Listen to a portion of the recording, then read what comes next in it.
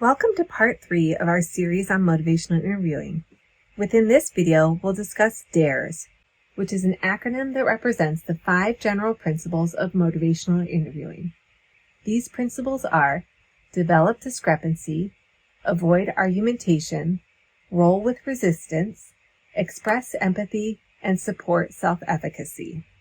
Let's break down each one of these principles so you have a good understanding of what it means and how you can use this within your motivational interviewing practice.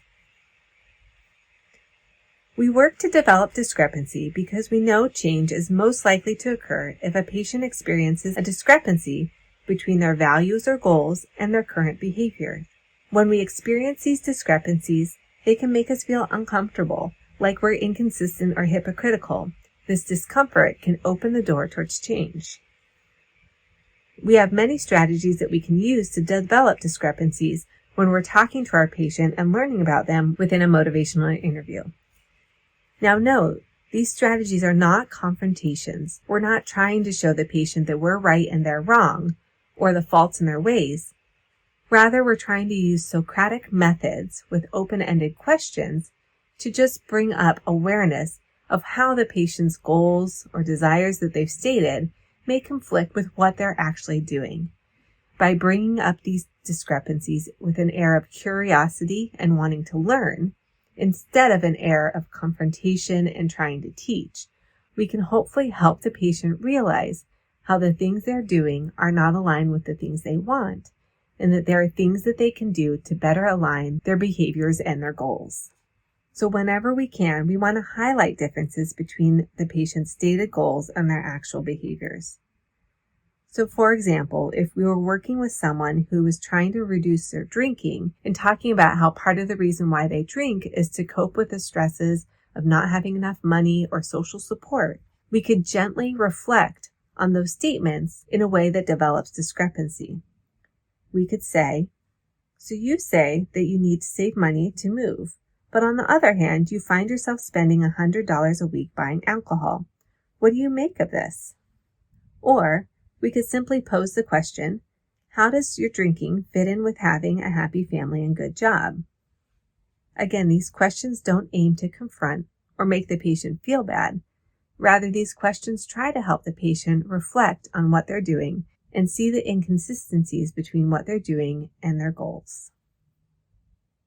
We can also try to develop discrepancy using a more structured or formal approach, such as the pros and cons exercise.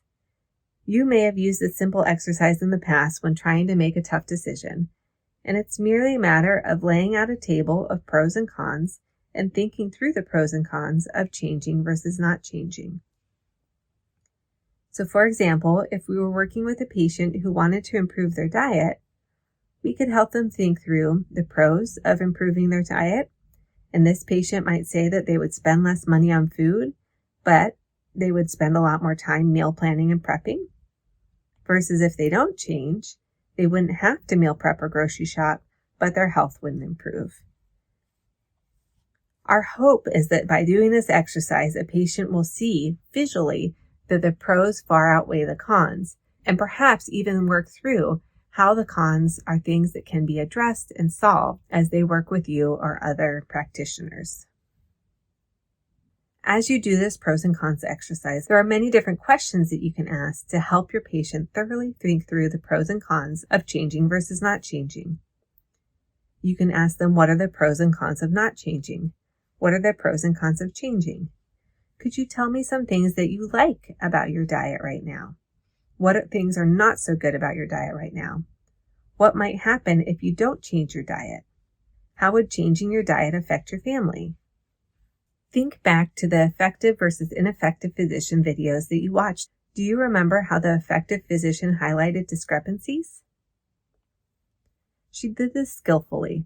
At one point she said, "You are doing the best you can with the resources you have, but it sounds to me too like part of you really wants to quit." So this was a kind, gentle statement, but it highlighted for the patient that even though she felt like she was doing the best that she could, she also knew that maybe she could do even better by her baby by quitting smoking. Our next principle of motivational interviewing is avoiding argumentation. We want to avoid arguing with our patients because we know that when we get in an argument, this causes each member of the argument to root into their stance or their status quo. And this is exactly what we don't want for our patients who are trying to change. Arguing with the patient about why they should change, about what's wrong with what they're doing, or the reasons why they should change is counterproductive. It reduces the rapport that we have with our patient and won't make them want to work with us. Rather, it might make them feel angry, belittled, or misunderstood, which is not a great way to foster your relationship with them. We also know that when someone tries to argue with us, our first impulse is often to argue back or to defend our stance. This is extremely counterproductive towards motivational interviewing because this further roots the individual into the reasons why they are doing the behaviors they were doing, rather than opening them up to see why change might be a good thing. In both personal and professional settings, we often argue with someone when we sense resistance from them. So arguing can be a reflexive way that we deal with resistance that we experience when we try to push back on them to get them to change. In a clinical setting, if a patient expresses resistance and the clinician argues against the resistance, this means that the patient may either shut down or argue back, and both the patient and the clinician come further rooted in their respective stances. Instead of becoming frustrated when our patients express resistance, we need to reframe this and see it as an important target for our motivational interviewing efforts. We need to recognize when resistance is happening and roll with it. So let's take a minute to think through what resistance is, what it represents, and how we can use it to our favor in a motivational interviewing setting. Resistance is what happens when we expect or push for a change when our patients are not ready for that change. So again, although it may feel frustrating when someone expresses resistance when we're trying to help them, it's actually an important signal where we can pause and check in on how things are going and why our patient is feeling this way. Resistance can come in many forms, but within our motivational interviewing context, it may sound like, yes, but, and then listing the reasons why it's not going to happen. Having them insincerely tell you that they will make the change, I guess I could try. Or agreeing with you quickly so they can get out of the conversation. Resistance can also be in the form of the person not showing up or expressing body language that shows that they're reluctant or shutting down. To better understand why someone might express resistance, let's think about a young child throwing a tantrum. Here we have the ultimate form of resistance from a little person who likely doesn't have much of a filter and doesn't have the communication skills to express what they need. So those big emotions that come with being little and not having great communication skills lead to these tantrums. This may be something that you remember doing yourself as a child or that you've experienced in your interactions with young children. But research in human development shows that children throw tantrums for a very predictable array of reasons. We know that tantrums happen when children feel they don't have control, they don't have choices, or they don't know what's going on. And again, because their communication skills are still immature, the main way that they can express these things is by resisting their parents and throwing a tantrum to allow themselves a break in the uncomfortable situation to hopefully regain some control, some choice, or some understanding.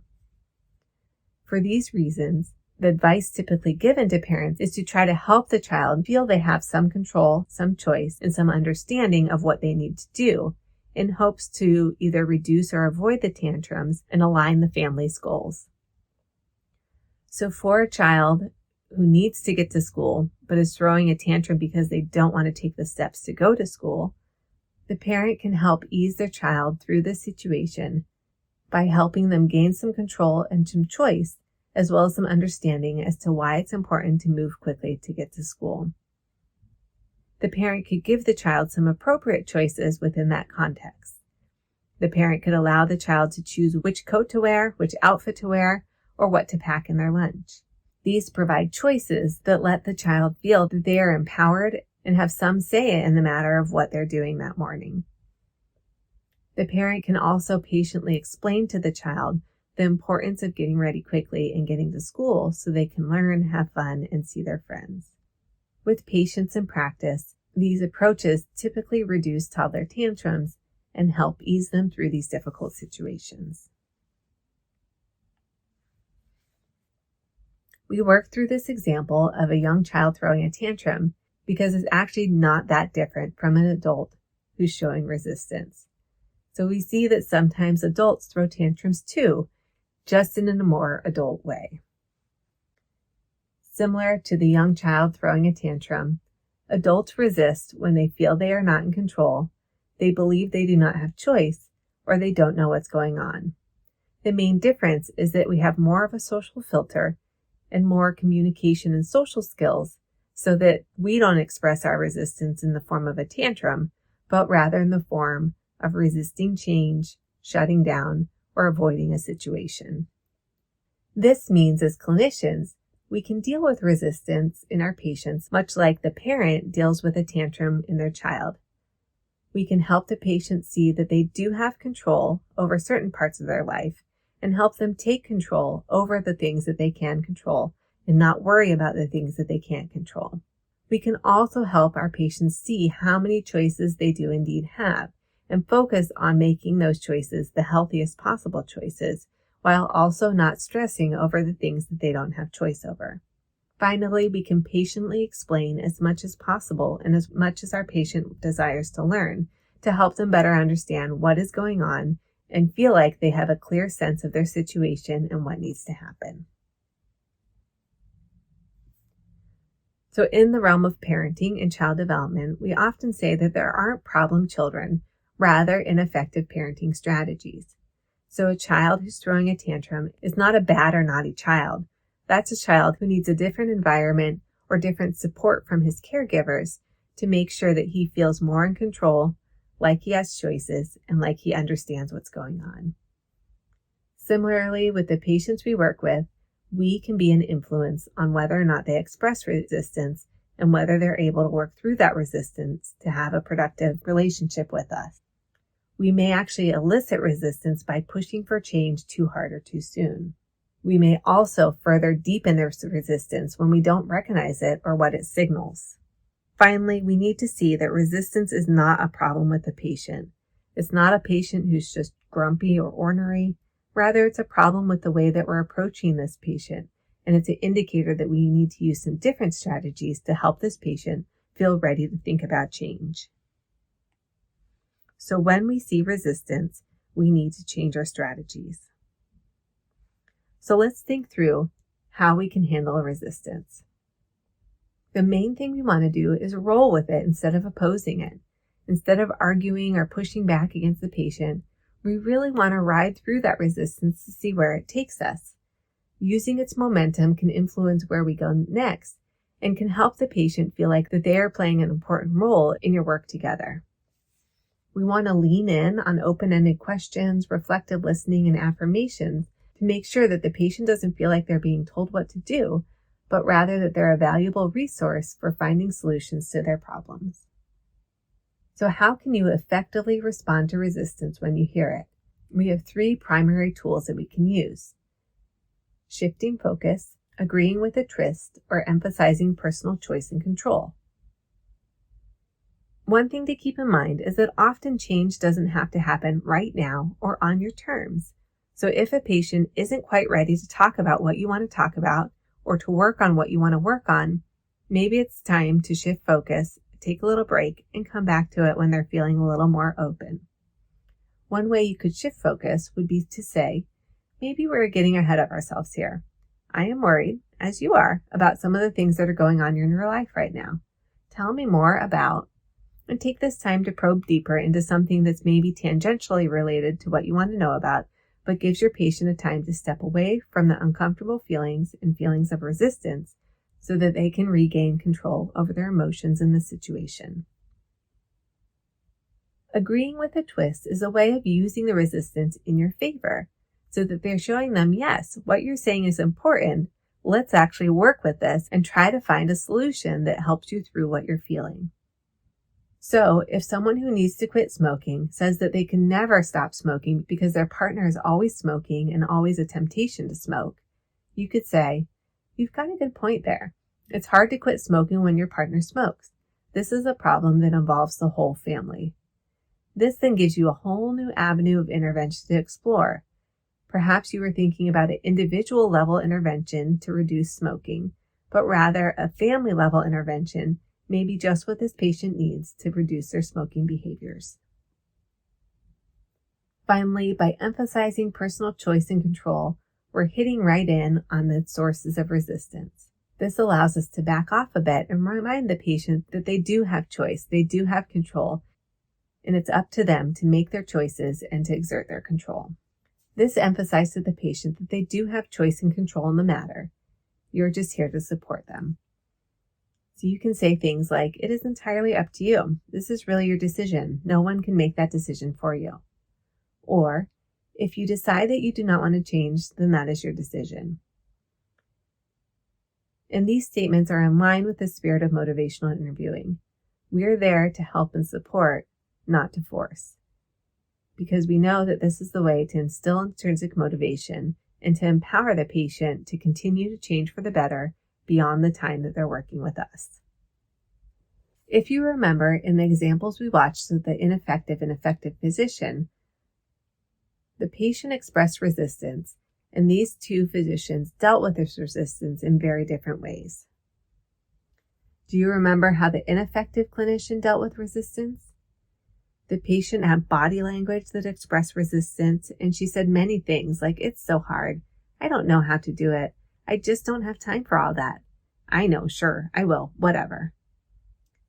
Instead of recognizing this resistance and working with it, the ineffective physician just bulldozed right over it. She kept pushing and arguing, trying to get the patient to take her viewpoint and agree to change in the way that she wanted her to. This was completely ineffective, and by the end of the video, we saw that little progress was made, and we had little confidence that the patient was actually going to change. In contrast, when working with the effective physician, the patient still expressed resistance. For example, at one point she said, "But other kids have ear infections and their parents don't smoke," which showed that she was doubting whether or not her smoking was really going to affect her kids' ear infections. The effective clinician skillfully recognized this form of resistance by first acknowledging it and saying, "On one hand, you are worried about how your smoking might be affecting him, but on the other hand, you are not too sure how your smoking might be affecting him." By taking some time to recognize this resistance, the physician was then able to roll with it and to help the patient work through it to feel more motivated to change. Another principle of motivational interviewing is expressing empathy. Empathy is when we try to understand and appreciate someone's experiences and perspectives.